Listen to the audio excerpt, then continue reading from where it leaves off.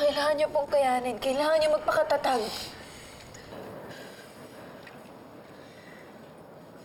Napakabata ko pa, Princess. Pero, ramdam ko yung conviction mo nung sinasabi mo yun.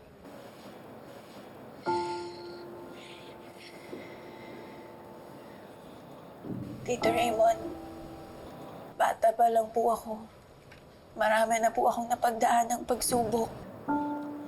Lumaki po ako na walang ina.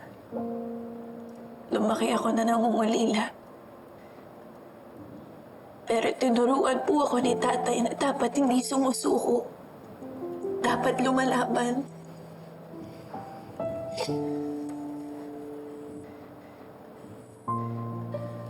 At kahit wala na po siya ngayon, pangahawakan ko pa rin po yung mga tinuro niya sa akin. Napakaswerte niya. Nagkaroon siya ng anak na katulad mo.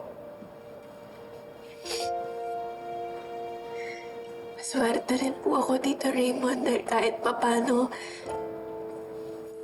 nagkaroon ako ng tatay na katulad niya. Kahit hindi ko siya kadugo. Princess, minsan wala sa dugo ang pagiging pamilya. Kagaya mo. Hindi ka man namin kadugo, pero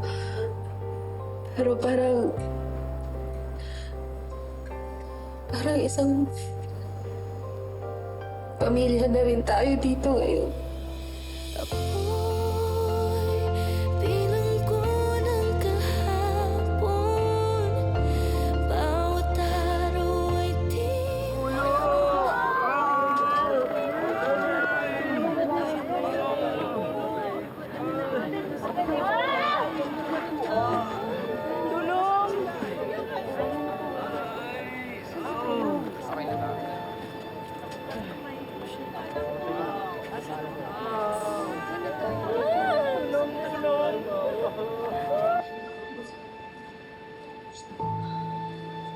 Kaz, tingnan mo nga naman, no? Lumindol din nun, di ba? Nung nanganak kayo ni Charlene sa kulungan. So, ano sinasabi mo?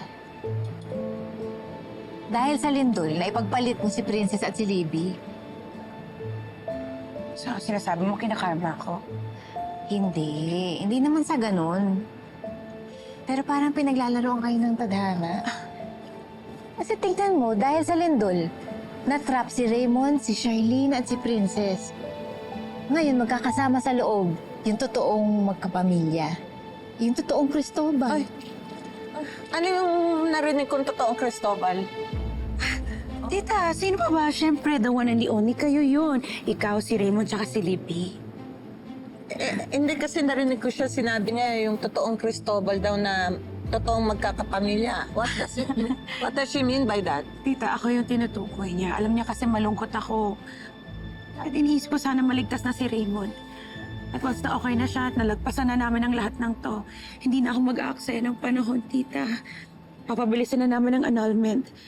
At gusto ko sana magpakasal kami at maging buong pamilya. Totoong Cristobal kasama ni Raymond, ni Libby at ikaw. Naku, sana nga iyan.